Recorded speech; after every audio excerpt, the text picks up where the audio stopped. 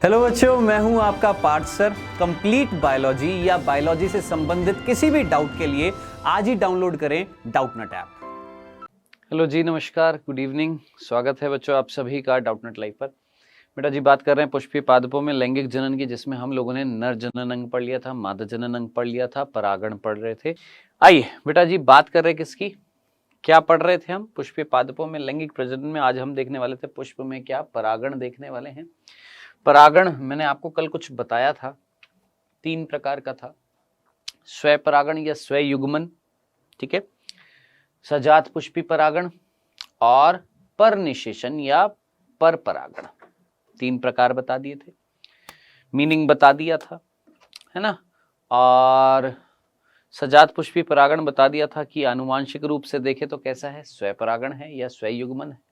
लेकिन क्रियात्मक रूप से अगर देखे तो कैसा है बेटा जी, आपका परपरागण है। ये हम लोग पढ़ चुके थे, ठीक है।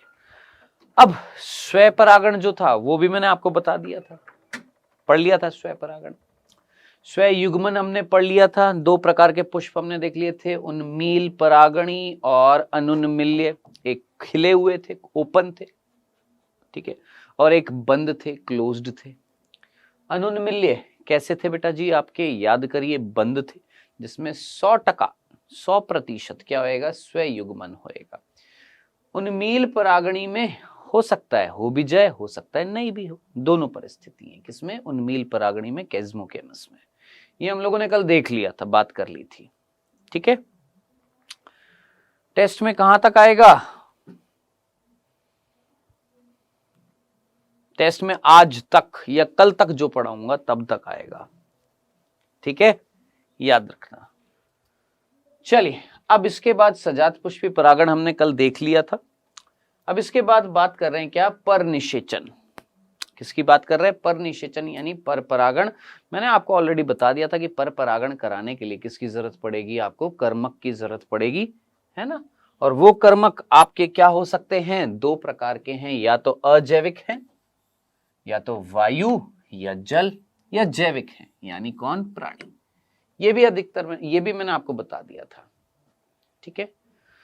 अब अधिकतर पौधों में परागण जो होता है वो किसके कारण होता है, जैविक कारकों के कारण होता है। ये भी मैंने आपको बताया था, क्योंकि निश्चितताएं, अधिकतर पौधों में परागण जो होता है वो जैविक कारकों के कारण होता है। ये मैंने आपको कल बता दिया था, क्यों होता है ये भी बता दिया था, कि निश्चितताएं जो हैं या सुनिश्चितताएं जो हैं, कि चांसेस जो हैं पहुंचने के वर्तिकाग्र पर किस में ज्यादा होंगे, वायु जल में ज्यादा होंगे कि प्राणियों के द्वारा ज्यादा होंगे, प्राणियों के द्वारा ज्यादा होंगे। तो ज्यादातर परागण जो होता है वो कौन से कारकों से होता है, जैविक कारकों से। मैंने हाईलाइट कर दिया है, साथ साथ याद भी रखते जाइएगा, ठीक है, क्योंकि अनिश्चितता बहुत ज्यादा होती है, अनिश्चितता बहुत ज्यादा होती है जब परागण किसके द्वारा होता है, वायु और जल के द्वारा होता है, तो अनिश्चितताएं बहुत ज्यादा होती है। तो अनिश्चितताएं किसमें ज्यादा थी, जब परागण होएगा किसके द्वारा, वायु और जल के द्वारा अगर परागण होएगा तो अनिश्चितताएं क्या होंगी, ज्यादा होंगी। जबकि निश्चितताएं पहुंचने की ज्यादा कब होंगी, जब आपका जैविक कारकों के द्वारा होएगा, यानी प्राणियों के द्वारा होएगा, ठीक है। अब ये भी मैंने बता दिया था, जहां पर अनिश्चितताएं ज्यादा होंगी वहां पर पराग कणों की मात्रा क्या निकलेगी या क्या होएगी, ज्यादा होएगी। तो असंख्य मात्रा में परागकण उत्पन्न होते हैं जब परागण कराने के लिए उत्तरदायी कौन होती है, वायु और जल। ये कल ऑलरेडी पढ़ चुके हैं हम कि वायु और जल लेकर जा रहे हैं। वायु और जल को थोड़ी ना पता है कि कहां पहुंचना है कहां नहीं पहुंचना, लेकिन पुष्प को तो अपनी जातीयता को बनाए रखना है, तो उसने बहुत सारे क्या निकाल दिए हैं, पराग कण निकाल दिए हैं, ठीक है। चलें आगे, ये हमने यहां पर बात कर ली। अब आगे चलते हैं, ध्यान से सुनना। अब यहां पर सबसे पहले हम बात करने वाले हैं, ध्यान से सुनना। आज देखिए, यहां तक हम ऑलरेडी कल पढ़ चुके थे। आज जो हम बात करने वाले हैं, यहां से पहला हम कारक देखने वाले हैं, कर्मक देखने वाले हैं, कौन सा, वायु, फिर देखेंगे जल और फिर देखेंगे प्राणी, ठीक है, तो सबसे पहला कारक जो आ रहा है वो आ रहा है क्या, वायु द्वारा परागण। ठीक है, तो वायु द्वारा अगर परागण होना है तो सोच समझकर मुझे बताना। सिंपल सा क्वेश्चन, मैं आपसे सिंपल सिंपल चीजें पूछ रहा हूं, आप जल्दी जल्दी आंसर देते जाना, चीज समझ में आती जाएगी। आप मुझे बताएं, वायु द्वारा अगर परागण होना है तो परागकण हल्का होना चाहिए कि भारी होना चाहिए, पहला। दूसरा, परागकण चिपचिपा होना चाहिए या नहीं होना चाहिए। तीसरा, वर्तिकाग्र जो होनी चाहिए, बड़ी होनी चाहिए कि छोटी सी होनी चाहिए, शाखित होनी चाहिए कि नहीं होनी चाहिए। ये बहुत सिंपल सी चीजों के क्वेश्चंस मैंने आपसे पूछे, आप में से कईयों को समझ में आए, जिनको नहीं आए हैं जरा ध्यान से सुनना, बेटा ध्यान से सुनना। क्या कि अगर वायु द्वारा परागण होएगा, वायु द्वारा परागण होएगा तो जो परागकण है, कौन, परागकण, कैसा होएगा, सामने लिखा हुआ है, हल्के होंगे। क्योंकि अगर भारी हुए तो सीधी सी बात है वायु उसको दूर तक लेकर नहीं जा पाएगी, तो कैसे होंगे, हल्के होंगे। लक्षण याद रखना, कैसे होंगे, चिपचिपे होंगे। अगर चिपचिपे नहीं हुए तो वर्तिकाग्र उनको कैसे पकड़ पाएगी, तो कैसे होंगे, चिपचिपे होंगे, है ना। चिपचिपे होंगे कि नहीं होंगे, पहले तो मुझे बताया, मैं सॉरी मैं भूल गया, मैंने बोल दिया चिपचिपे होंगे। चिपचिपे होंगे कि नहीं होंगे,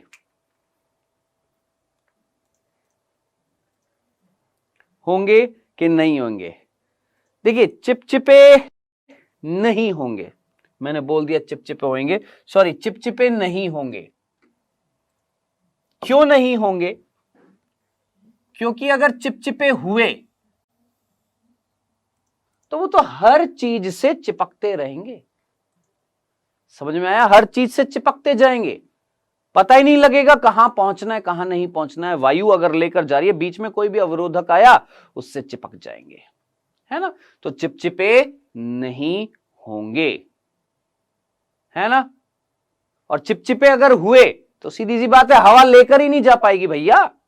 सोचिए, अगर परागकोश फटा, फटने से परागकण निकले और परागकण अगर चिपचिपे हुए तो उसी पुष्प में चिपके रह जाएंगे, हवा ले जा गए, हवा उनको ले जा पाएगी क्या, नहीं। तो सीधी सी बात है क्या, कि परागकण चिपचिपे, चिपचिपाहट रहित होने चाहिए, हल्के होने चाहिए। ये सिंपल से दो लक्षण समझ में आ गए, ठीक है, सिंपल से थे। नेक्स्ट, अब ये तो हमने बात कर ली है किस चीज की बेटा जी, यहां पर परागकण की। अब आप मुझे बताएं पुंकेसर जो होएगा उस पर कोई आवरण होना चाहिए या नहीं होना चाहिए, जरा सोचिए। सोचिए, ये मेरा हाथ पुंकेसर, अगर इसके ऊपर कोई आवरण हुआ तो ये जैसे ही फटा तो फटने से परागकण यहीं के यहीं रह जाएंगे, हवा में निकल पाएंगे क्या, नहीं। तो हमें आवरण रखना है किसी का, परागकोश पर या पुंकेसर पर, या नहीं रखना, नहीं रखना तो सीधी सी बात है क्या होंगे, पुंकेसर कैसे होंगे, अनावृत होंगे। तो मैंने बहुत सिंपल तरीके से आपको एक चीज बताई है, बहुत सिंपल तरीके से, क्या कि भैया वायु द्वारा परागण पड़ रहे हैं, हवा लेकर जाने वाली है, परागकण हल्के होंगे, चिपचिपे नहीं होंगे, पुंकेसर पर कोई आवरण नहीं होगा। ये सिंपल से बिंदु थे। नेक्स्ट, ये तो बात हो गई है नर की, यहां से यहां तक दो लाइनों में। अब बात आ रही है मादा की। मादा में जो मादा अंग होएगा, हाँ एक लिंगी होंगे, ठीक है ठीक है, मान लेते एक लिंगी होंगे, वेरी गुड अंशु, बहुत अच्छे। सोचिए, ज्यादातर कंडीशन में क्या होने चाहिए, एक लिंगी होने चाहिए, बहुत अच्छे अंशु। अब जरा सोचिए, जो वर्तिकाग्र है, कौन भैया, वर्तिकाग्र, वो छोटी होनी चाहिए कि बड़ी होनी चाहिए, सोचिए, छोटी सी होनी चाहिए कि बड़ी होनी चाहिए, शाखित होनी चाहिए कि नहीं होनी चाहिए, जल्दी से सोचिए। बहुत सिंपल सा आंसर यहां पर लिखा हुआ है, वृद्ध। वृद्ध का मतलब बड़ी, अरे वृद्ध का मतलब क्या होती है, बड़ी। छोटी कौन है ये, निशा, छोटी काहे होएगी भैया, वृद्ध का मतलब क्या होता है, बड़ा। और पिच का मतलब क्या होता है, पिच का मतलब होता है शाखित, पिच्छाकार, वर्ड सुना, पिच्छाकार, यानी शाखित। यानी इस तरीके से देखिए, ये मान लेते हैं क्या निकल रही है, वैसे तो यहां पर दे रखी है, फिर भी मैं आपको दिखा देता हूं। ये देखिए, ये मान लेते हैं वर्तिका है। कौन है? वर्तिका। इससे वर्तिकाग्र निकली है, और ये वर्तिकाग्र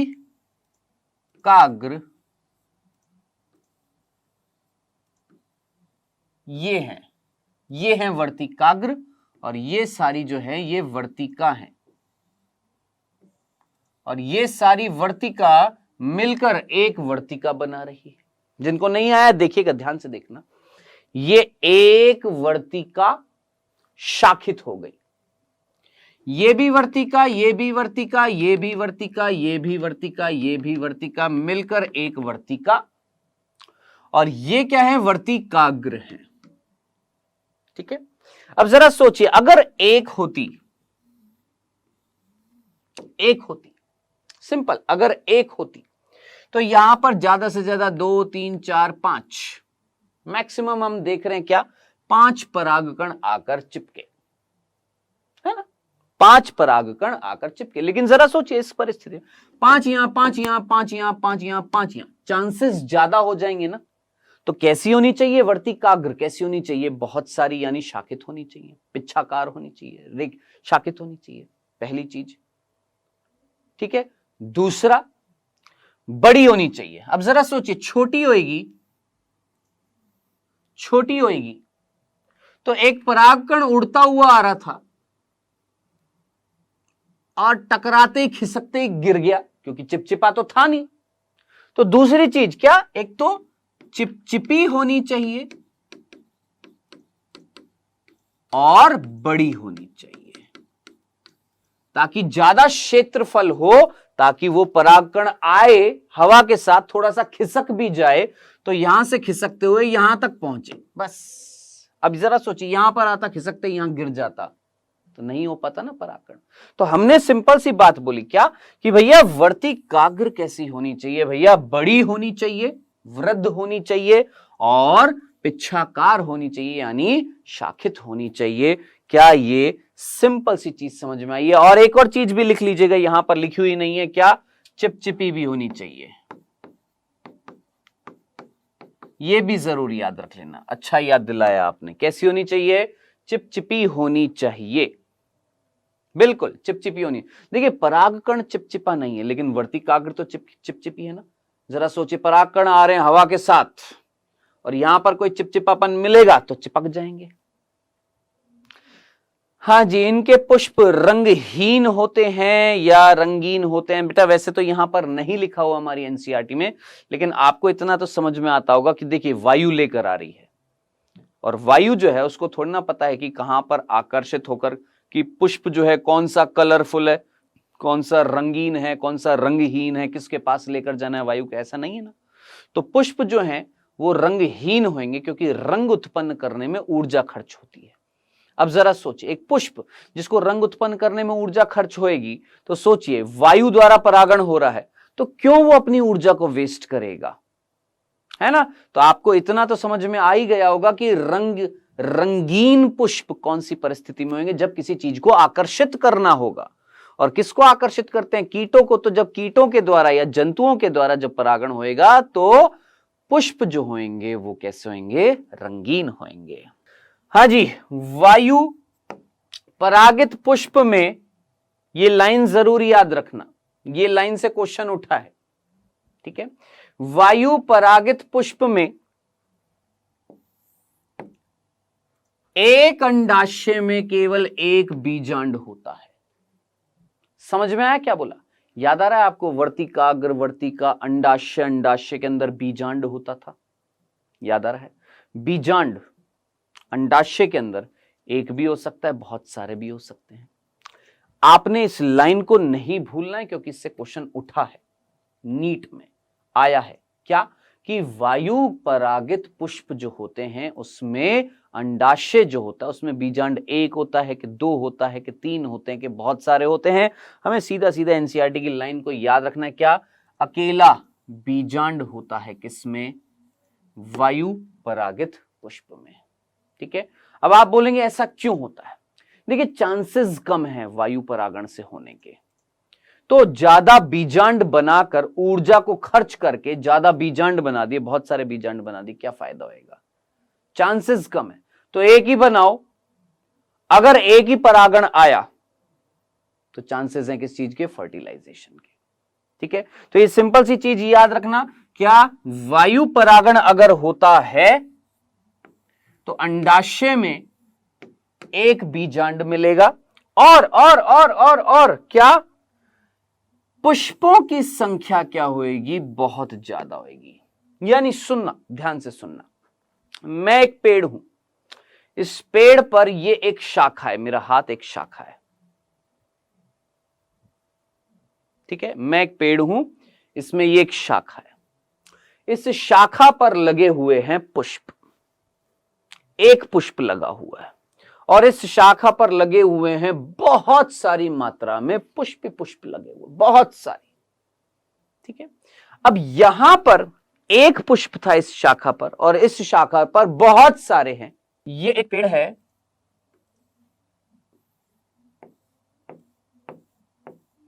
इसमें ये एक शाखा है, ये एक शाखा है, इस शाखा पर एक पुष्प है, इस शाखा पर बहुत सारे पुष्प हैं।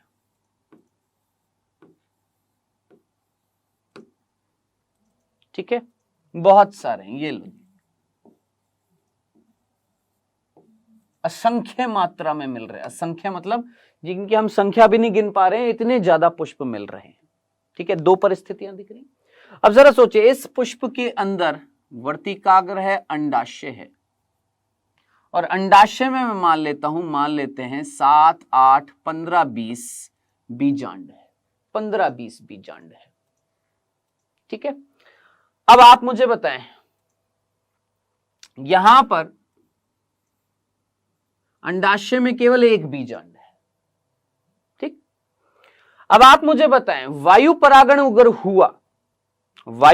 अगर हुआ, यहां पर परागकणाएं और यहां पर परागकणाएं, ज्यादा चांसेस कहां पर हैं? परागकण के अंकुरण के। सोचिए, यहां पर अगर 20-25 परागकण आएंगे तो क्या 20-25 अंकुरित हो पाएंगे? नहीं, कुछ ही हो पाएंगे। यहां पर भी हो सकता है, यहां पर भी ज्यादा चांसेस यहां पर है ना किसके? अंकुरण होने। तो जरा सोचिए, यहां पर मान लेते 3 अंकुरित हुए हैं, केवल 3 अंकुरित होने से केवल 3 बीजांड में ही निषेचन होएगा, केवल 3 ही बीज बन पाएंगे, लेकिन यहां पर चांसेस ज्यादा हैं बीज बनने के। तो सोचिए, दिमाग लगाएं, क्या होना चाहिए? क्या ये लाइन सही है? समझ में आया क्या? कि अगर वायु परागण कराना है तो अंडाशय में एक बीजांड रखो और संख्या जो है पुष्पों की वो बढ़ा दो। अगर आप संख्या कम कर दो पुष्पों की और अंदर बीजांड बहुत सारे रख दो तो उससे फायदा नहीं होएगा। आप एक काम करो, क्या? बीजांड की संख्या कम कर दो, एक रख दो अंडाशय के अंदर, लेकिन पुष्प बहुत सारे लगा दो, तो चांसेस हैं हर पुष्प में परागकण के पहुंचने के, तो ज्यादा बेहतर होएगा। अब जरा सोचिए, क्या ये लाइन अब समझ में आ गई है आपको कि अभी भी ऊपर से निकल गई है? इसमें एक ही बीज होगा, हां, एक पुष्प से एक बीज बनेगा। चमक गया। चल, तो ये सिंपल सी चीज थी। अब इसका उदाहरण दे रखा है क्या बेटा जी? आपने भुट्टा देखा है ना, भुट्टा देखा है? भुट्टे में बीज जो होते हैं, जो आप भुट्टे के दाने खाते हैं ना, दाने, वो बीज हैं। अब जरा सोचिए, भुट्टा, मक्का जो होता है आपका, भुट्टा जो होता है, उसमें एक बीज जो है, एक दाना दिखता है या बहुत सारे दाने दिखाई दे रहे हैं आपको? बहुत सारे। भुट्टा जो होता है उसमें एक दाना दिखता है या बहुत सारे दिखते हैं? बहुत सारे दिखते हैं। दाना यानी बीज है। अब जरा सोचिए, बहुत सारे बीज हैं, तो बीज किससे बने हैं? बीजांड से। और बीजांड इतने सारे हैं तो फल भी, पुष्प भी क्या होंगे? बहुत सारे होंगे या नहीं होंगे? तो याद रखना, भुट्टा इस चीज का उदाहरण है। भुट्टा क्या? मक्का जो होता है, कॉर्न जो होता है, किस चीज का उदाहरण है? याद रखना क्या, कि जिसमें भुट्टे में कौन सा परागण होता है? याद रखना वायु परागण होता है। क्वेश्चन बन सकता है, भूत नहीं भैया, भुट्टा। ठीक है, भुट्टा जो हम खाते हैं, समझ में आया? तो भुट्टा जो होता है जिसको हम कॉर्न बोलते हैं, उसमें वायु परागण होता है, उसमें अंडाशय में एक एक बीजांड होते हैं, लेकिन पुष्पों की संख्या बहुत ज्यादा होती है। यह था आपका क्या, सिंपल सा वायु परागण। और किसमें मिलता है बेटा? भुट्टे के अलावा एक और उदाहरण याद रखना है, क्या? घासों में वायु परागण बहुत सामान्य रूप से मिलता है, घासों में। कॉर्न केव का मतलब कॉर्न, कॉर्न इंग्लिश में कॉर्न बोलते हैं। ठीक है, हाँ जी। तो अब आप मुझे बताएं, यहां से यहां तक वायु परागण में सिंपल सी चीजें याद रख सकते हैं सिंपल तरीके से। क्या? वायु परागण करने के लिए परागकण कैसे होंगे? हल्के होंगे। दूसरा, चिपचिपे नहीं होंगे। पुंकेसर पर कोई आवरण नहीं होगा। यह पहला बिंदु याद रखना वायु परागण में। दूसरा, वर्तिकाग्र बड़ी होंगी, शाखित होंगी, चिपचिपी होंगी। दूसरा बिंदु। तीसरा, पुष्प जो होंगे उनके जो अंडाशय होंगे, अंडाशयों में बीजांड एक एक मिलेंगे और पुष्पों की संख्या क्या होगी? ज्यादा होगी। क्लियर है? नेक्स्ट, ये तीन बिंदु होने के बाद उदाहरण, एक भुट्टा याद रखना है और एक घास याद रखनी है, बस। ठीक है, अब टेसल का मतलब क्या होता है बच्चे? याद रखना, ये जो समूह आपको दिखता है ना बेटा, इसको टेसल बोलते हैं। समूह दिख रहा है बेटा? नीट 2021 दिख रहा है बेटा? टेसल का मतलब क्या होता है? गुच्छा, समूह दिख रहा है? ये देखिए, ये पराग कणों का गुच्छा, पुंकेसर का गुच्छा दिख रहा है यहां पर, इसको हमने बोला है टेसल। ठीक है, और मकरंद क्या होता है? अभी पढ़ने वाले हैं, जब हम क्या पढ़ेंगे अभी, अब आपका जंतु परागण पढ़ेंगे तो वहां पर मकरंद आएगा। ठीक है, ठीक है, चलिए, ये हो गया बेटा हमारा वायु परागण। अब नेक्स्ट आ रहा है जल परागण। सेकंड आ रहा है जल परागण। अब हमारी ना बुक में ऐसे फर्स्ट सेकंड नहीं लिखा हुआ, तो आपको फर्स्ट सेकंड डाल लीजिएगा कि पहला वो वायु था, अब नेक्स्ट कौन सा है? सेकंड है। ठीक है, आइएगा बेटा जी। घास आपकी एक लिंगी होती हैं ज्यादातर। अब पढ़ रहे हैं पानी द्वारा परागण। किसके द्वारा पढ़ने वाले बेटा? पानी के द्वारा परागण। ठीक है, कॉपी आप सभी के पास है ना, साथ साथ लिखते भी जाइएगा, प्रैक्टिस करते जाइएगा लिखने की भी, साथ साथ अपने नोट्स भी बनाते रहा करो भाई। जरूरी थोड़ा कि नोट्स पर ही जिंदगी गुजार देनी, अपने भी तो नोट्स बना सकते हैं ना, है ना? चलें आगे, आइए। तो पानी द्वारा परागण जिसको हम हाइड्रोफिली बोलते हैं, वायु द्वारा परागण को हम एनीमोफिली बोलते हैं। जो हमारी बुक में नहीं लिखा हुआ है, याद रख सकते हैं तो याद रख लेना, लिख देता हूं मैं यहां पर, वैसे तो कोई पूछेगा नहीं, फिर भी एनीमोफिली यहां पर लिख देता हूं।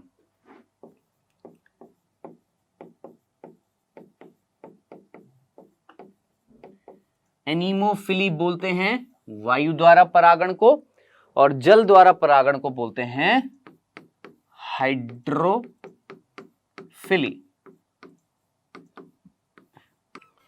किसकी बात कर रहे हैं बेटा जी यहां पर हम? जल परागण की। किसकी बात कर रहे हैं? जल परागण की। सबसे ज्यादा परागण किसमें पाया जाता है? सबसे ज्यादा परागण जो है वो, अच्छा, सबसे ज्यादा परागण किस पादप में पाया जाता है? ये कोई क्वेश्चन नहीं बनता है। हर एक पादप में अलग अलग क्वालिटी का परागण होता है। ये पूछो कि सबसे ज्यादा परागण किससे होता है? जल से, के वायु से, के आपके जंतुओं से? तो आंसर मिलेगा आपको जंतु। दूसरा, अब आप पूछेंगे वायु और सिर्फ जल की बात करूं तो ज्यादा किससे होएगा? कौन सा अजैविक कारक में ज्यादा होता है? तो याद रखना वायु द्वारा ज्यादा होता है जल की अपेक्षा। अब आप बोलेंगे ऐसा क्यों? अरे भैया, ज्यादातर पादप आपके स्थलीय हैं, कम है जलीय। तो जलीय अगर कम है तो जल परागण वायु परागण से कम मिलेगा, सीधी सी बात है। आइए अब बात कर रहे हैं किसकी? हाइड्रोफिली की, यानी जल परागण की। किसकी बातें कर रहे हैं हम? जल परागण की। देखिए सबसे पहली बात, जल परागण अगर होएगा, जल परागण क्या सभी पादपों में होएगा? नहीं, सीधी सी बात है, जो जल में मिलेंगे। क्या सारे जल में मिलने वालों में होएगा? नहीं, ऐसा भी नहीं। कुछ निश्चित आपके वंश होंगे पादपों के जिनमें क्या मिलेगा? जल परागण। अब देखिए यहां पर वर्ड लिखा हुआ है 30 वंश। अब ये मत पूछना सर वंश क्या होता है, अगर ये भी अगर पूछ रहे हो ना तो गनीमत है भैया बायो लेने की, क्योंकि 11वीं कक्षा में पहले चैप्टर में आपने पढ़ा था कि प्रत्येक जीव का एक जैविक नाम होता है, एक वैज्ञानिक नाम होता है, एक द्विनाम होता है, जिसमें पहला नाम वंश होता है और दूसरा जाति होता है। होमो सेपियन, होमो क्या है? वंश, सेपियन क्या है? उसकी जाति। तो 30 ऐसे वंश हैं पादपों के जो जल में मिल रहे हैं, जिनमें क्या हो रहा है? जल परागण हो रहा है। अब ये भी मत पूछना कौन से 30 वंश है, कोई नहीं आपसे पूछने वाला है, ना मैं पूछने वाला हूं, ना नीट वाला पूछने वाला है कि कौन से 30 वंश है। हां, उदाहरण जरूर पूछ लेगा कि जूस्टेरा में, जलकुंभी में, वेलिसनेरिया में, ये उदाहरण है जिनमें जल परागण होता है। लेकिन ये कोई नहीं पूछेगा 30 वंश कौन से हैं, ये पूछ लेगा कितने वंशों में होता है। तो इसका इस्तेमाल करना है, स्मार्ट वर्क करना। हार्ड वर्क आप करेंगे, मुझे पता है, विश्वास है, लेकिन स्मार्टली भी काम करना है आपने, ठीक है? कि 30 ऐसे वंश है पादपों के जिनमें क्या हो रहा है? जल द्वारा परागण हो रहा है। सिंपल सा। नेक्स्ट, अब अधिकतर कौन से होते हैं? एक बीजपत्री होते हैं, ये भी याद रखना। ये जो 30 वंश है ये ज्यादातर द्विबीजपत्री नहीं है। कैसे हैं? एक बीजपत्री है। क्वेश्चन बन जाएगा, देखो यहां से क्वेश्चन आपसे पूछ लिया ज्यादातर कौन से पादपों में जल परागण होता है? एक बीजपत्री, द्विबीजपत्री, तीसरा ऑप्शन दोनों, चौथा ऑप्शन कोई नहीं। बताएं आंसर क्या होगा? एक बीजपत्री। बन गया ना? आपसे पूछ लिया कितने वंश जो है जल परागण दर्शाते हैं? 30, 40, 50, 60। सीधा एनसीईआरटी से क्वेश्चन उठकर आया, आप सीधा आंसर देंगे कितने? 30। तो 30 ऐसे वंश हैं जो जल द्वारा परागण दर्शाते हैं, और ज्यादातर वो पादप कौन है? एक बीजपत्री हैं। ठीक है, अब यहां से यहां तक सिर्फ 2 बिंदु आपके बन रहे हैं। क्या उदाहरण है? एक वेलिसनेरिया और एक हाइड्रेला। क्या 2 उदाहरण दे रखे हैं, एक वेलिसनेरिया और एक हाइड्रेला।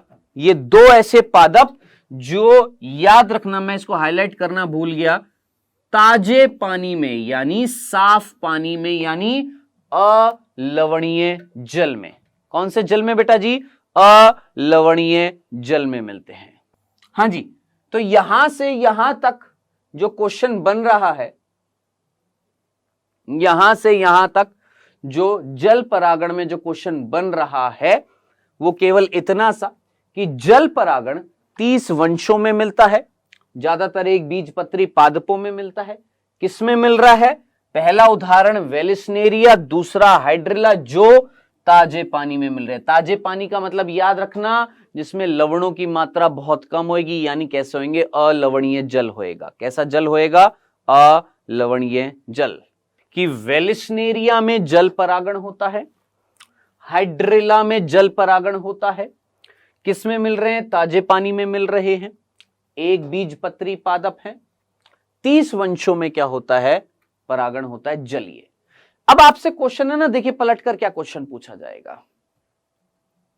क्वेश्चन पलटकर यह पूछा जाएगा कि सर वेलिसनेरिया हाइड्रेला में तो जो है वो तो ताजे पानी में मिल रहा है, उनमें जल परागण हो रहा है। कोई समुद्र में भी मिलता है, खारे पानी में भी मिलता है कोई पादप जिसमें जल परागण हो? आइए अगली स्लाइड पर लिखा हुआ है क्या? समुद्रीय जल घासें जैसे जोस्टेरा।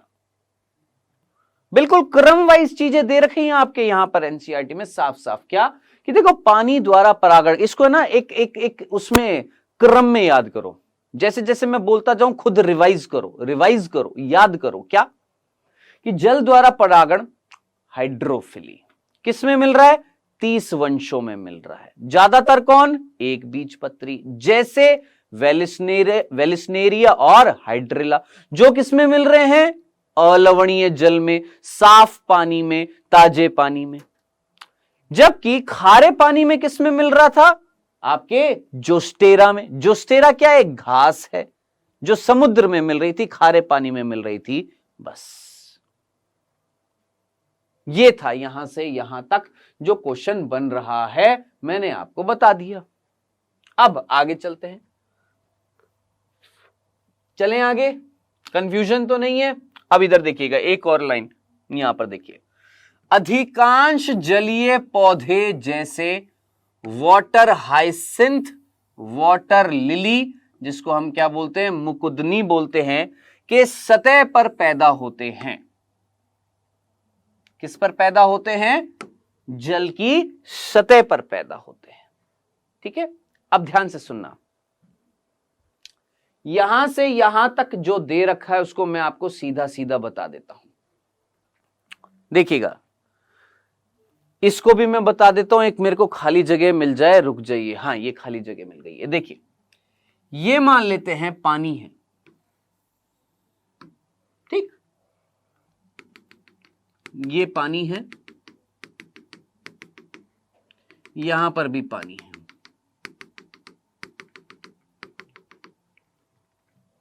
अब मैंने आपसे बोला कि या तो पानी के अंदर,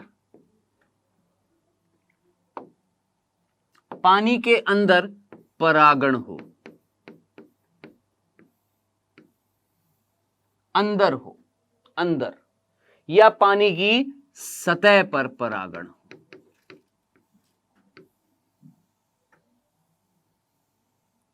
या तो पानी के अंदर परागण हो या पानी की सतह पर परागण हो।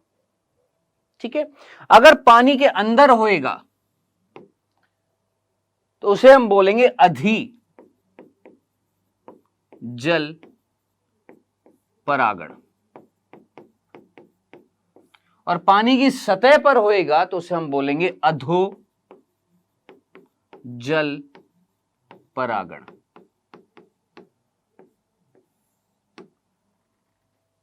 ठीक है, इंग्लिश में क्या बोलते हैं? एपीहाइड्रोफिली।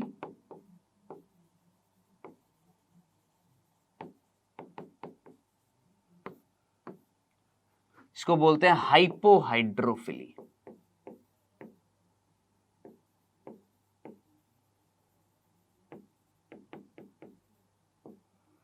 एपीहाइड्रोफिली, हाइपोहाइड्रोफिली।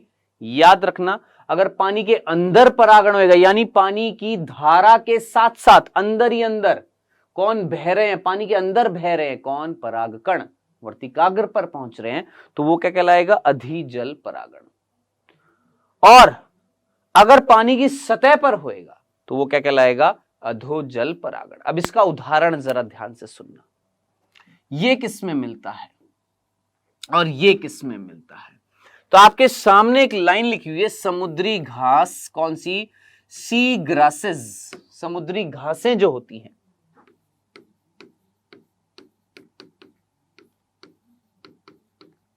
जैसे अभी अभी एक उदाहरण आया था समुद्री घास का, कौन? जोस्टेरा।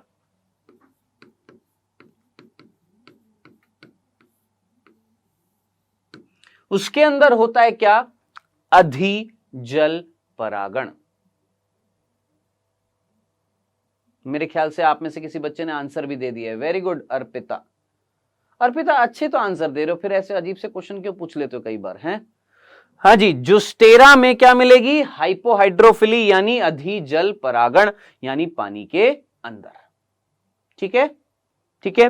अब जरा ध्यान से सुनना, क्या लिखा हुआ है? समुद्री घास में मादा पुष्प जल की सतह के नीचे ही, जल की सतह के नीचे ही डूबे रहते हैं और पराग कणों को जल के अंदर ही अवमुक्त किया जाता है। इस प्रकार की बहुत सारी प्रजातियों में परागकण लंबे फीते जैसे होते हैं तथा जल के भीतर ही निष्क्रिय रूप से बहते रहते हैं। आई होप यहां से यहां तक की लाइन समझ में आई होगी। आई है यहां से यहां तक की लाइन कि भैया समुद्री घासें जो होती है, जैसे जूस्टेरा जो होता है, उनके अंदर होता है परागण। कहां? जल के अंदर, जहां पर परागकण पानी की धारा के साथ बहते रहते हैं। बहते रहते हैं, बहते रहते हैं, बहते रहते हैं। परागकण लंबे होते हैं, ये लक्षण लिख लीजिएगा, लिख लीजिएगा, जानबूझ के स्टार बना रहा हूं यहां पर। परागकण कैसे होते हैं? लंबे होते हैं, फीते के जैसे होते हैं, जैसे इस तरीके से, इस तरीके से परागकण जो होंगे, जो धारा के जैसे शुक्राणु प्रकार होता है ना, शुक्राणु जैसे, ऐसे फीते के जैसे होते हैं, इस तरीके से। ठीक है, इस तरीके से लंबे लंबे क्या होते हैं? परागकण होते हैं, जो जल की धारा के साथ बहते रहते हैं। ठीक है, तो याद रखना, लंबे होते हैं, फीते के जैसे होते हैं, जल की धारा के साथ बहते रहते हैं। उदाहरण याद रखना, समुद्री घासों में, सी ग्रासेस में, उदाहरण जूस्टेरा। ये था आपका अधिजल परागण। अब बात आ रही है किसकी? अधोजल परागण की। अब देखिए, कुछ पादप ऐसे हैं, अब आप जरा सोचिए, ये वाला परागण जिन पादपों में मिलेगा वो पानी की सतह पर मिलेंगे कि अंदर मिलेंगे? आप बोलेंगे सर कैसा क्वेश्चन है, सीधी सी बात है, जो पानी के अंदर मिलेंगे, जो पानी के अंदर मिल रहे हैं, उनमें ज्यादातर क्या होएगा? अधिजल परागण, यानी पानी के अंदर मिलेगा। अब ये वाला परागण ज्यादातर किस में मिलेगा? वो पादपों में जो पानी की सतह पर होंगे, होंगे ना। जैसे, सुनना, मेरे शब्दों को जरा ध्यान से सुना करो। क्वेश्चन, हाथों को इतना काम में मत लिया करो जितना कानों को काम में लिया करो। समझ रहे हैं क्या कहना चाह रहा हूं? पहले कानों को यूज में लो, अपने कान को, अपने दिमाग को यूज में लो, फिर अपने हाथों को यूज में ज्यादा लिया करो। ठीक है, देखिए यहां पर दो परिस्थितियां हैं, दो परिस्थितियां। या तो पेड़ या पुष्प जो हैं वो पानी की सतह पर मिलेंगे, या पानी के नीचे मिल रहे हैं, यानी अंदर मिल रहे हैं, लेकिन परागण के लिए उनके पुष्प जो हैं पानी की सतह पर आ जाएंगे। आप बोलेंगे क्या? वापस से सुनना। यूं समझ लो, एक रूम है जिसके अंदर पानी है, एक रूम है जिसके अंदर पानी है। कोई व्यक्ति पानी की सतह पर तैर रहा है, पानी की सतह पर तैर रहा है और मछलियां पकड़ रहा है, पानी की सतह पर तैरकर मछलियां पकड़ रहा है।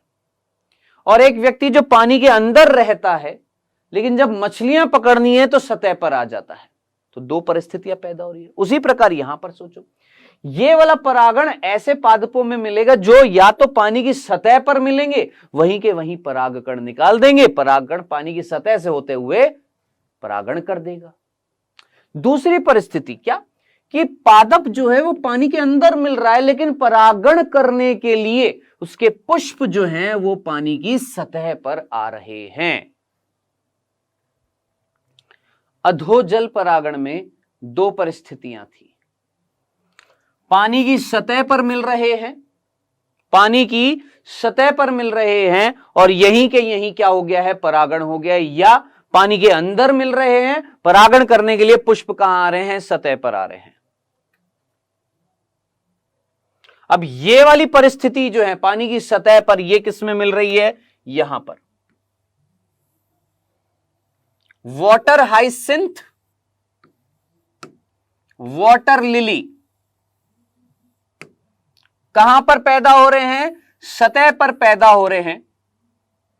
लेकिन क्वेश्चन यहां पर देखिए पलटेगा, कैसे पलटेगा ये क्वेश्चन? मैं आपको बता दूं, 2020 नीट में आया है। किस में आया है? नीट 2020 में आया है। इस साल नीट में पेपर में यह क्वेश्चन आया था। जरा ध्यान से सुनिएगा।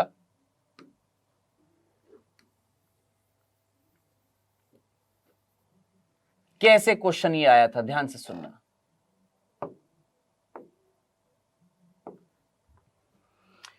मैंने आपको बोला क्या? वो पेड़ जो पानी की सतह पर मिलते हैं उनमें परागण किसके द्वारा होएगा? जल के द्वारा होएगा, है ना। अब इधर देखना, वाटर हाइसिंथ जिसे हम जलकुंभ भी बोलते हैं, वाटर लिली जो कमल के जैसी दिखती है, ये दो ऐसे पादप हैं जिनके अंदर जो पानी की सतह पर मिल रहे हैं, कहां पर मिल रहे हैं? पानी की सतह पर मिल रहे हैं, लेकिन इनके अंदर परागण जो है वो किसके कारण हो रहा है? कीटों और वायु के कारण हो रहा है। भूलना मत इस चीज को, किसके कारण हो रहा है? कीटों और वायु के कारण हो रहा है। याद रखना इस चीज को, भूल मत जाना।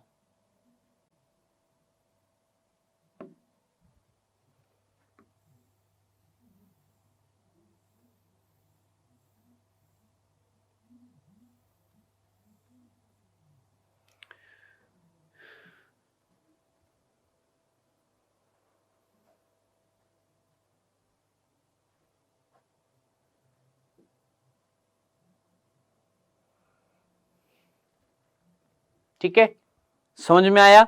फिर से सुनना, जिसको समझ में नहीं आया जरा ध्यान से सुनना। देखिए बेटा जी, यहां पर मैंने यहां पर आपको पानी के द्वारा परागण बताया है ना। 30 वंशों में मिल रहा है, एक बीजपत्री पादपों में मिल रहा है, जैसे वेलिस्नेरिया, हाइड्रिला जो ताजे पानी में थे, जूस्टेरा जो समुद्री पानी में था। यहां तक बताया। फिर मैंने बताया परागण आपका या तो जल के अंदर होएगा या जल की सतह पर होएगा। जल के अंदर किस में मिल रहा है? आपके समुद्री घास में मिल रहा है, जैसे जूस्टेरा में, इसको हमने बोला क्या? अधिजल परागण।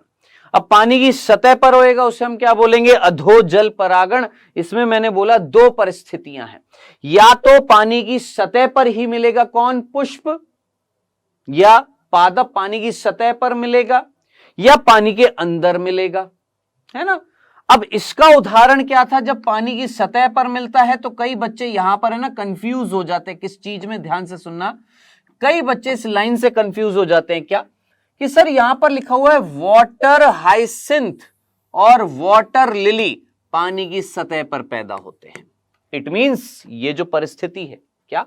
वाटर हाइसिंथ यानी जलकुंभी और वाटर लिली, जलकुंभी और वाटर लिली यानी मुकुदनी, ये मान लेते हैं जलकुंभी है,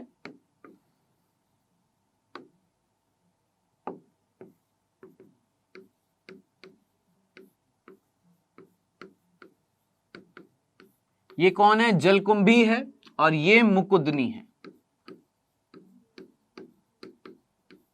और ये आपका मान लेते हैं कमल का पेड़ है।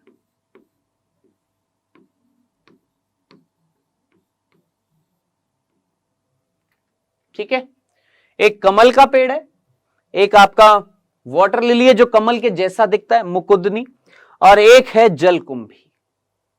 ठीक है, अब इन तीनों को अगर मैं देख, और ये जो नीचे उग रहा है उसका नाम मैं यहां पर लिख देता हूं वेलिस्नेरिया,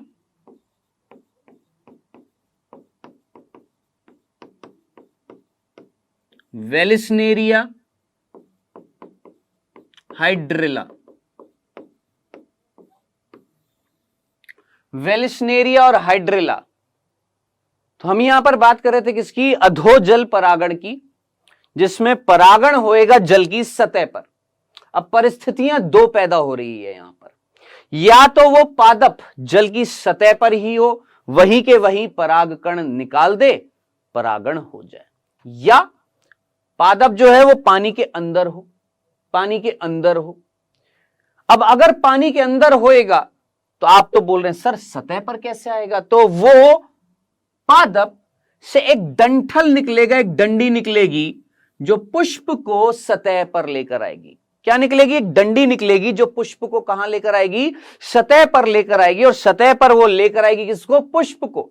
यानी फाइनली मैं इन दोनों कंडीशंस में देखूं तो परागण तो सतह पर होएगा, बस डिफरेंस इतना सा है कि पादप या तो सतह पर मिलेगा या पानी के अंदर मिलेगा। सतह पर मिलेगा, ओके, पानी की सतह पर ही मिल रहा है, पादप भी सतह पर मिल रहा है, उसके पुष्प भी सतह पर मिल रहे हैं, वहीं के वहीं परागण हो गया। और अगर पानी के अंदर मिलेगा तो डेफिनेटली कोई संरचनाएं ऐसी बनानी पड़ेंगी जो उसके पुष्प को सतह पर लेकर आए, जैसे वेलिस्नेरिया और हाइड्रिला।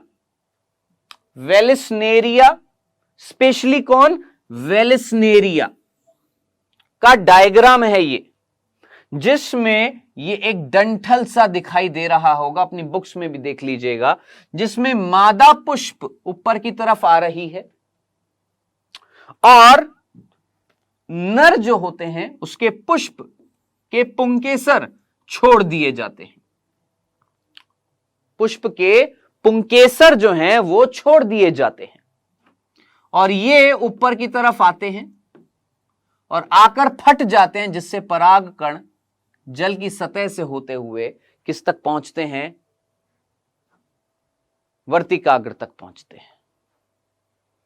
तो ये याद रखना, ये किसमें मिल रहा था, वेलिस्नेरिया में मिल रहा था। याद रखना इस तरीके से, किसमें, वेलिस्नेरिया में लंबे डंठल के साथ जल की धाराओं में निष्क्रिय रूप से क्या हो रहा था, अधोजल परागण हो रहा था, सतह पर हो रहा था, बशर्ते उसका पादप जो था वो कहां पर मिल रहा था, पानी के अंदर मिल रहा था। ये सिंपल सा था। तो वेलिस्नेरिया याद रखना, भूलना मत इस चीज को, वेलिस्नेरिया में कहां पर हो रहा है, पादप जो है वो पानी के अंदर है, लेकिन परागण कहां पर हो रहा है, सतह पर हो रहा है। अब दूसरी परिस्थिति क्या, कि अगर पुष्प या पादप सतह पर है, जैसे जलकुंभी सतह पर मिलती है, मुकुदनी, वाटर लिली ये भी सतह पर मिलता है, कमल ये भी सतह पर मिलता है, तो आप तो यही कहेंगे कि सर इन तीनों में कैसा होना चाहिए, अधोजल परागण होना चाहिए, यानी जल के द्वारा होना चाहिए। लेकिन हमारी एनसीईआरटी से साफ साफ क्वेश्चन बना है इस साल नीट 2020 में, और जिनको विश्वास ना हो पेपर देख लेना नीट 2020 का, इस साल का क्या बना था, याद रखना। क्वेश्चन ये आया था, जिसने एक बच्चे ने पूछा सर क्वेश्चन क्या आया था, क्वेश्चन ये आया था, उपरोक्त में से कौन जल परागण को दर्शाता है, सॉरी, उपरोक्त में से कौन जल परागण को नहीं दर्शाता है। चार ऑप्शन थे, उपरोक्त में से किसमें जल परागण नहीं मिलता है, नहीं, उपरोक्त में से, सॉरी, क्वेश्चन ये आया था उपरोक्त में से किसमें कीट के द्वारा परागण होता है। यस, ये क्वेश्चन था। चार ऑप्शन थे, ऑप्शन क्या, वापस से सुनना, क्वेश्चन क्या था, उपरोक्त में से किसमें कीटों के द्वारा परागण होता है। चार ऑप्शन थे, वेलिस्नेरिया था, हाइड्रिला था, और शायद जूस्टेरा था, और ये था शायद वाटर हाइसिंथ, वाटर लिली में से कोई एक था, या शायद दोनों ही थे, मेरे को एग्जैक्टली याद नहीं आ रहा, लेकिन इसी साल आया है ये क्वेश्चन, अच्छे से याद है मुझे।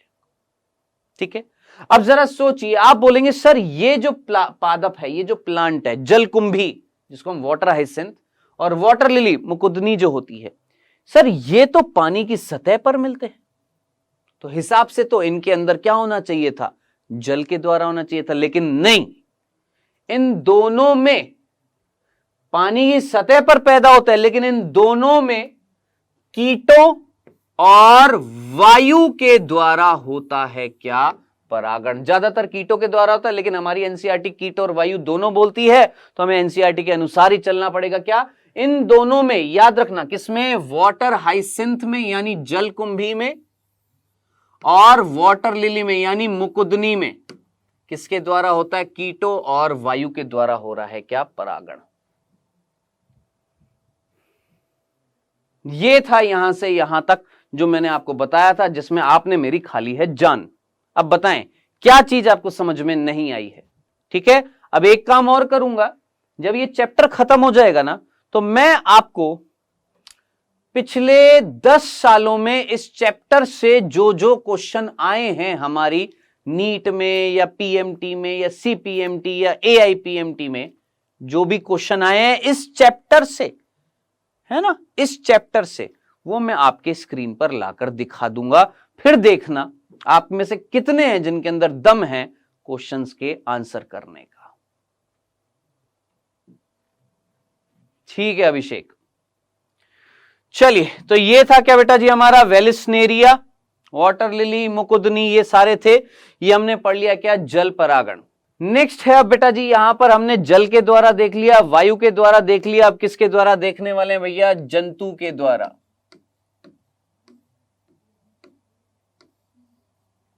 जंतु परागण।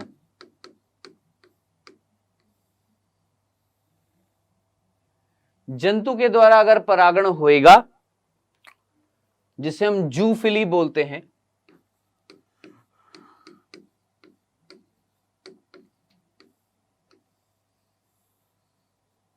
क्या बोलते हैं? जूफिली बोलते हैं। क्या कहलाता है? जंतु परागण होता है।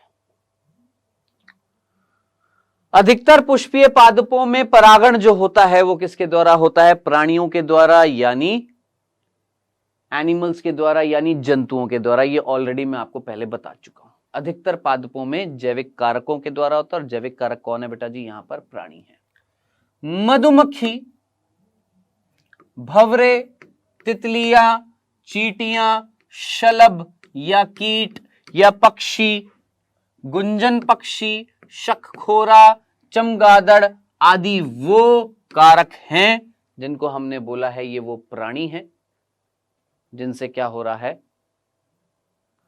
परागण हो रहा है। कौन सा? जंतु परागण। ठीक है। अब इनमें से सबसे ज्यादा किसके द्वारा होता है? याद रखना, मधुमक्खी के द्वारा। भूल मत जाना। इनमें से सबसे ज्यादा किसके द्वारा हो रहा है बेटा जी? याद रखना, किसके द्वारा? इनमें से सबसे ज्यादा किसके द्वारा हो रहा है? याद रखना है, सबसे ज्यादा किसके द्वारा होता है? मधुमक्खी के द्वारा होता है। भूल मत जाना इसको।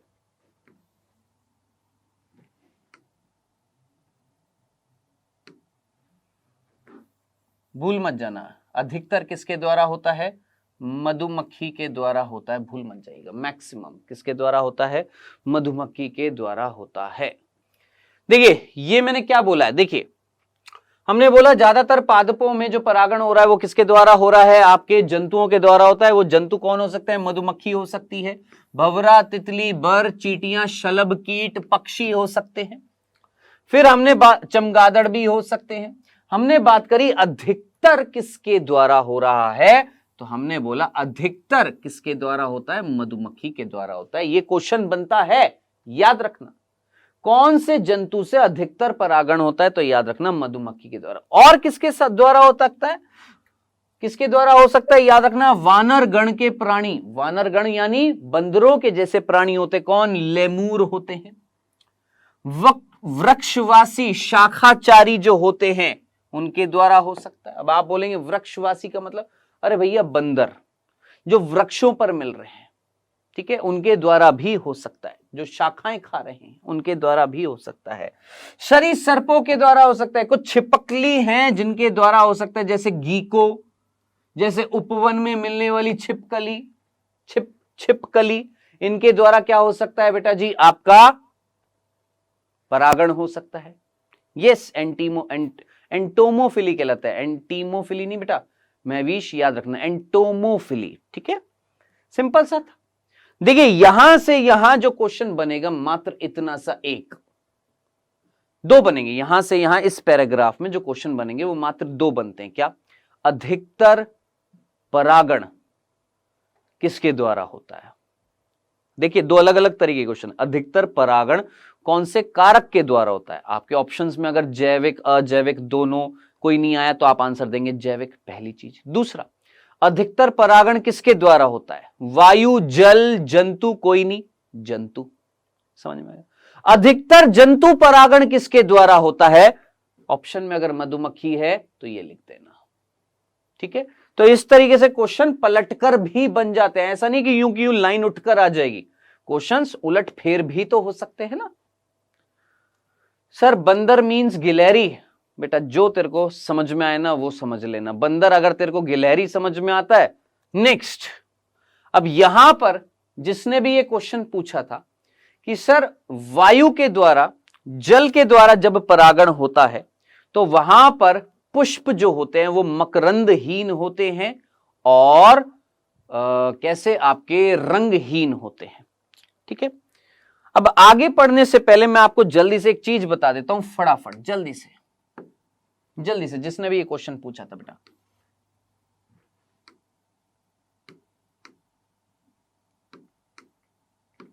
जल्दी से मुझे बताना। ये एक पुष्प है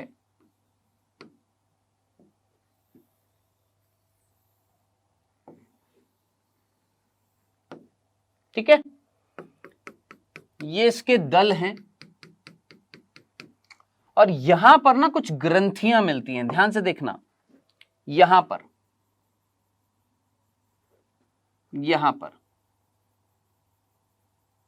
अब ये जगह आपको समझ में आ रही है? ये कौन सी जगह? मैं बोल सकता हूं ये वो जगह जहां से दल निकले थे या पुंकेसर निकला था। बोल सकता हूं ये वो जगह जहां से पुंकेसर या दल निकले हैं। उस जगह पर ना कुछ ग्रंथियां मिल रही हैं जिनको हम बोलते हैं मकरंद। क्या बोलते हैं? मकरंद बोलते हैं। अब आप बोलेंगे ये क्या है? बेटा जी ये वो ग्रंथियां हैं जिनमें भरा पड़ा है पोषणीय पदार्थ। अब आप मुझे बताएं कोई कीड़ा इस पुष्प की ओर क्यों आकर्षित होएगा? दो कारणों से। या तो उसे भोजन दिखाई दे रहा है, भोजन मिल रहा है, आ जाएगा, या वो उसका जो दल जो है बहुत ही लुभावना है, आकर्षक है, चमकीला है, उसकी तरफ आ सकता है, नहीं आ सकता। ठीक है, तो दो कारण है क्या कि कीट जो है वो एक पुष्प की तरफ क्यों आएगा, उसको क्या मिल रहा है? या तो उस कीट को कुछ चमकता हुआ क्या दिखाई दे जाए, दल उसकी तरफ आ जाएगा, या दल चमक तो रहा है साथ ही साथ उसको यहां पर पुरस्कार के रूप में खाना मिल जाए। क्या? मकरंद। मकरंद क्या है? भोजनीय पदार्थ है, पोषणीय पदार्थ है जो ग्रंथियों में मिल रहा है। अब जरा सोच, कीट अगर आएगा, यहां आएगा, बैठेगा, परागण, जरा सोच, ये परागकोश फट जाएगा तो इससे परागकण यहां पर गिरे पड़े होंगे। ये कीट आएगा, मकरंद को खाएगा, उसके पैरों से कौन चिपक जाएंगे? परागकण चिपक जाएंगे। अब आप मुझे बताएं, कीट यहां से जाएगा, ले जाएगा परागकणों को, किसी दूसरे पर जाएगा, टिकेगा, हो सकता है वहां पर गिर दे, हो सकता है ना गिरे, लेकिन चांसेस तो वायु और जल से ज्यादा है ना। तो अब आप मुझे बताएं, क्या वायु और जल को आकर्षित करने के लिए हमें पुष्प को रंगीन करना पड़ेगा कि कीट को आकर्षित करने के लिए पुष्प को रंगीन करना पड़ेगा? सोचना। रंगीन कब करना है? जब कीट के द्वारा परागण होएगा या जंतु के द्वारा परागण होएगा तब रंगीन करना है, या वायु और जल के द्वारा होएगा तब रंगीन करना है? आंसर मिल जाएगा पहला। दूसरा, मकरंद किस में मिलेंगे? जब वायु और जल के द्वारा परागण होएगा तब मकरंद पैदा होंगे पुष्प में, या जंतु के द्वारा परागण होएगा तब मकरंद पैदा होंगे पुष्प में? आंसर बेटा, तो ये था बेटा जी आज का। कल इसको आगे कंटिन्यू करेंगे। मेरे ख्याल से कुछ बिंदु मैंने आपको यहां पर फटाफट बता दिए। अधिकतर कीट परागित पुष्प जो होते हैं कैसे होते हैं? बड़े होते हैं ताकि कीटों की नजर में आ सके, रंगीन होते हैं ताकि आकर्षित हो सके, सुगंधित होते हैं, सुगंध निकलती है ताकि कीट उनकी सुगंध को पहचान कर उनके पास आ सके, और मकरंद से भरपूर होते हैं यानी पोषणीय पदार्थ से भरपूर होते हैं। आई होप मीनिंग समझ में आ गया होगा। अब यहां पर देखिए, यहां से यहां कोई क्वेश्चन नहीं बन रहा सिवाय एक लाइन के। पढ़िएगा, एक बार देखिएगा, ये जो मकरंद पकरंद यहां पर जो लिखा हुआ है वही चीजें यहां पर मैंने सिंपल सी आपको बता दी है। ये था सिंपल सा हमारा क्या बेटा जी, अभी खत्म नहीं हुआ भाई, अभी कीड़ों द्वारा परागण खत्म नहीं हुआ, कीटों द्वारा या जंतु द्वारा। इसको हम कल कंप्लीट करेंगे, और कल कंप्लीट करने के साथ साथ हम इसमें यहां तक द्विनिषेचन तक पूरा पढ़ लेंगे। कल मैं आपको बता देता हूं, कल हम पूरा का पूरा क्या पढ़ लेंगे, ये द्विनिषेचन प्रक्रिया पूरी पढ़ लेंगे। ठीक है, तो आज के लिए भैया इतना ही। चलो जी, बाय बाय, टेक केयर, कल मिलेंगे, इसको कंटिन्यू करेंगे।